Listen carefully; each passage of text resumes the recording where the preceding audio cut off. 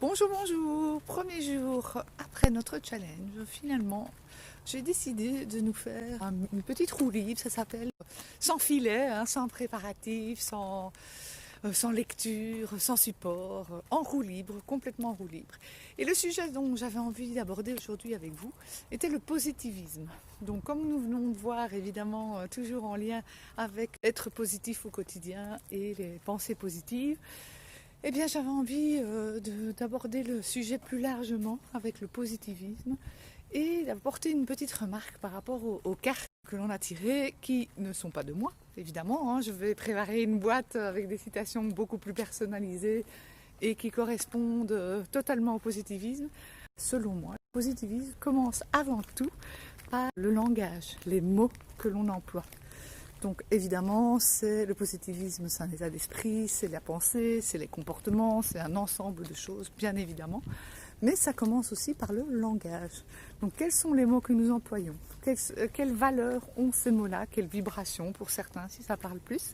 Quelle connotation? Est-ce que ce mot-là a une connotation positive, une connotation négative? Remarquez que bien souvent, dans notre société, nous sommes formatés à parler avec la négativité, la négation, ne pas. Regardez simplement dans l'éducation, par exemple, ne touche pas à ça, ne monte pas là-dessus.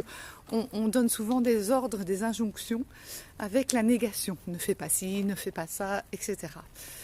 Et donc, ça conditionne déjà, dès le plus jeune âge, ça conditionne déjà les enfants à la négativité du langage.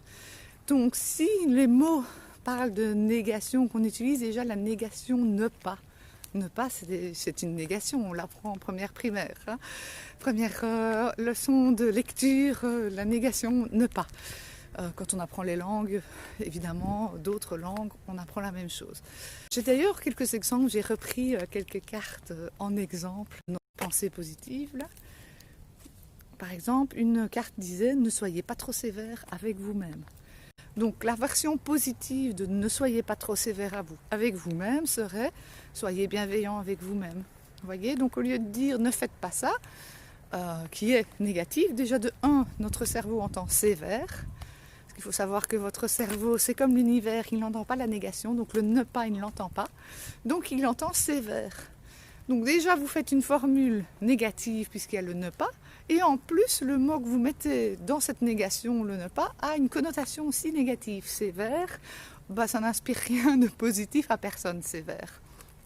Donc un professeur sévère, etc., n'inspire rien de... Donc soyez attentifs aux mots employés. Et vous allez voir, ça devient vite un cauchemar une fois qu'on commence à y faire attention parce qu'on va en voir et en entendre partout. Vous allez vite vous en rendre compte. Hein. Je fais cet exercice-là depuis quelques années déjà. J'ai initié mon entourage à cela aussi depuis plusieurs années et mois.